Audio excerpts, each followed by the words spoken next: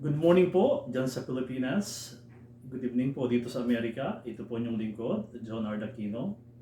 Konting ano lang po tayo ngayon, kaalaman. Meron pong nagre-request. Sabi nila kung pwede naman po daw, imbes na o Kapampangan, either ay Tagalog or English. So, ang pag-usapan ho natin ngayon, yung pagkakaiba ng form of government natin na kagaya ng United States, at saka yung pagkakaiba ng parliamentary government. Kagaya ho ng England, Japan, at marami pa pong mga bansa na hindi na ho natin kagaya yung form of government natin. Kasi ang ginagaya natin yung form of government ng Amerika, which is magastos po. Kasi election, yung mga candidates for government position, talaga pong gumagastos sila every election. So, ano yung pagkakaiba?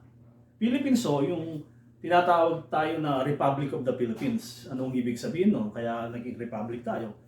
Ibig kong sabihin, republic, the people hold the ultimate power but elect representatives to make decisions. So, presidential system. Ganun po tayo. Anong ibig sabihin nun? The president is the head of the government and there's a separation of powers between branches. So in the Philippines, the same in United States, we have three branches of government. Yung tinatawag nilang legislatives, executives, and judicial. Ano yung pagkakaiba nila? So legislative Congress made up of the House of Representatives and the Senate makes law.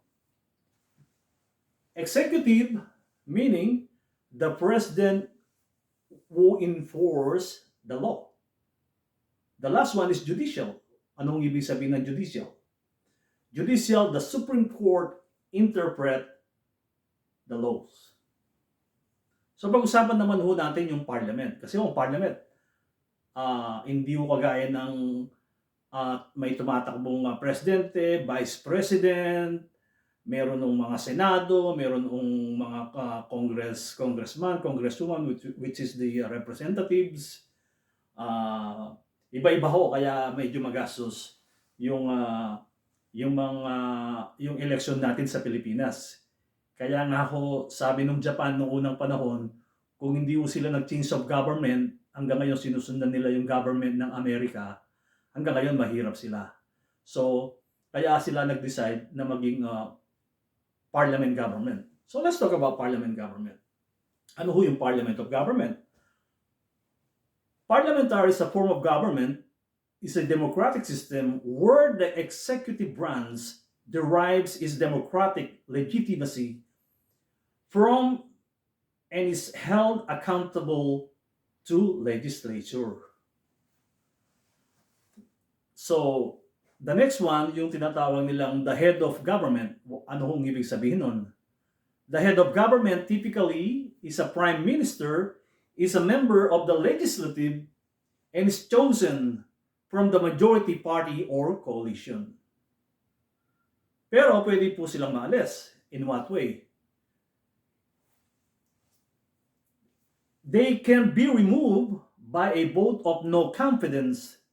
This structure creates a close relationship between the executive and legislative branches, unlike the separation of powers in presidential systems.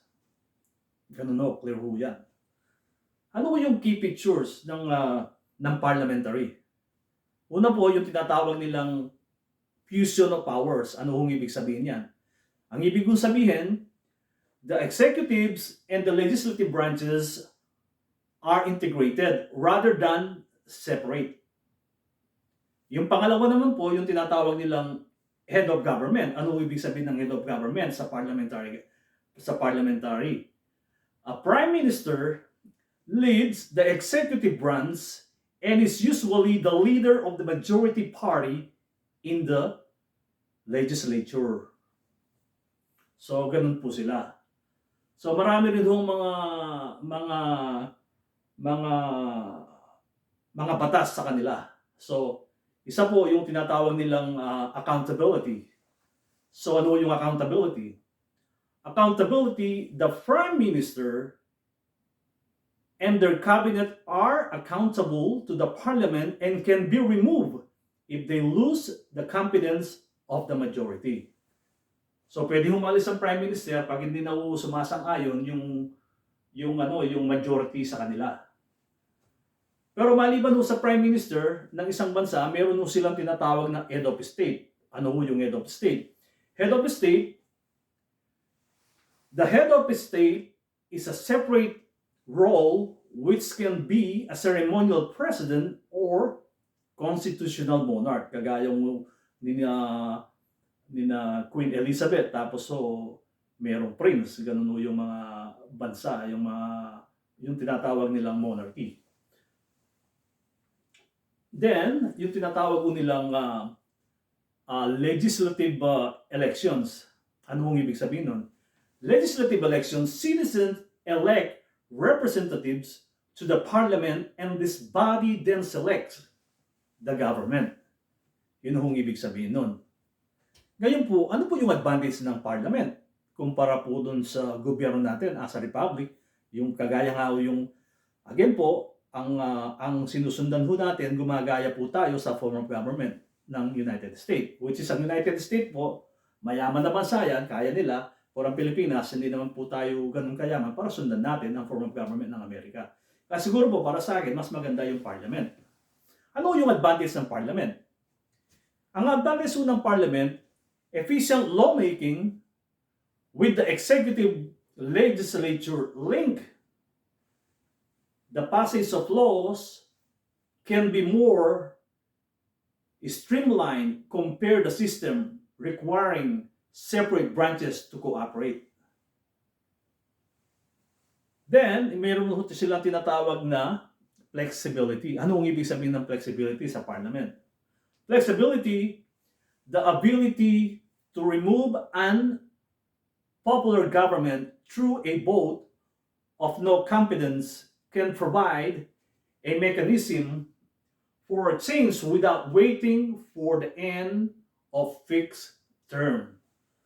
So, ibig kong sabihin, kahit prime minister ka, hindi mo na kailangan yung kagaya mo ng president natin, good for 6 years, hindi na sila pwedeng tumakbo, o kaya pwede kang ma-impeach, maalis ka sa pwesto, ang magte-take over, yung vice president ng isang bansa. So, ganun po yung pagkakaiba sa parliament. Then, the last one po, yung tinatawag nila sa parliament, yung tinatawag nilang clear accountability. Anong ibig sabihin nun?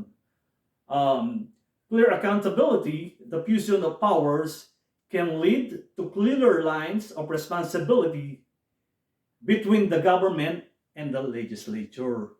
So, napakaliwanag po ng explanation ng parliamentary government versus po sa ating sinusundan. Kaya palagi ko po, kaya medyo mas magulo ang Pilipinas kasi nga ginagaya natin ng Amerika. Pero ang pagkakaiba dito sa Amerika, nasusundan yung batas. Sabi nga, there's no above the law. Kahit presidente ka, kung ikaw ay nagkasala, kahit sino ka pa, then pwede kang maparusahan dito. So, yun dito. Sabi nga, buti pa sa Amerika, yung batas na susunod. Sabi ko, kung minsan, yung batas sa Pilipinas at saka dito, yung batas dito sa Amerika, pareho po. Ang pagkakaiba lang, dito sa Amerika po, napapatupad nila yung batas, kung minsan sa Pilipinas, hindi nila napapatupad yung batas.